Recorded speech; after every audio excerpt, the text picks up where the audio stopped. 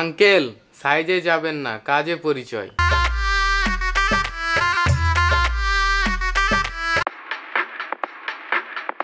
বাবা, এই হলো তোমার সারপ্রাইজ।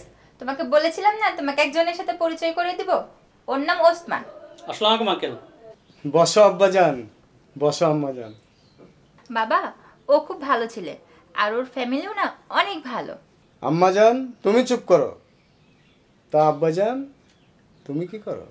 Software engineer uncle. সরকারি তো? না আঙ্কেল, আমি একটা বিদেশি ফার্মে আছি, আর নেক্সট ইয়ার আমি জার্মানি চলে যাব। সরকারি না? বাবা, ওর 1.5 লক্ষ টাকা স্যালারি। এই চুপ। তা আব্বাজান ওই বিদেশি থেকে কোনোভাবে সরকারিতে আসা যায় না? জি না, এটা পসিবল না, আর তাছাড়া সেখানে আমার একটা ফিউচার আছে। তা আম্মাজান তোমাকে সকাল থেকে অনেক কয়বার কল করেছিলাম, দেখোনি নাকি? ফোন সাইলেন্ট ছিল বাবা। তা আব্বাজান বসে আছো কেন? আঙ্কেল, আমি ওকে ভালোবাসি। আমিও তো নায়িকা মৌসুমীকে ভালোবাসতাম, কিন্তু কি করব, আমি তো নায়ক ওমর সানি হতে পারিনি। যাও তো আব্বাজান যাও, এখনই আবার অন্য পার্টি আসবে। ডিসগাস্টিং। বাবা, তুমি এটা কি করলা? আমি তোকে অনেক ভালোবাসি। চুপ। সরকারি ছাড়া কোনো ভালোবাসা গ্রহণযোগ্য না। আসসালামু আলাইকুম ভাই সাহেব। ওয়ালাইকুম আসসালাম। তা ছেলে আসেনি?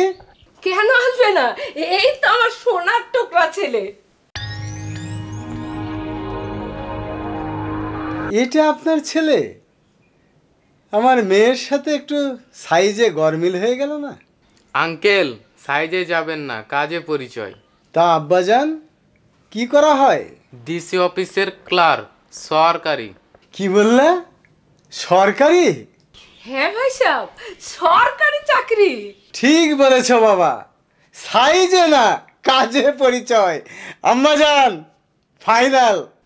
বাবা, কোনো কথা হবে না। আপা আমি রাজি।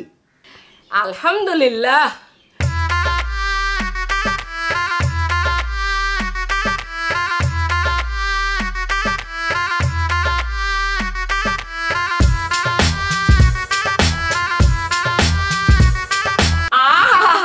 কি সুন্দর মানিয়েছে ওদের, যেন দুটি মানিক জোড়।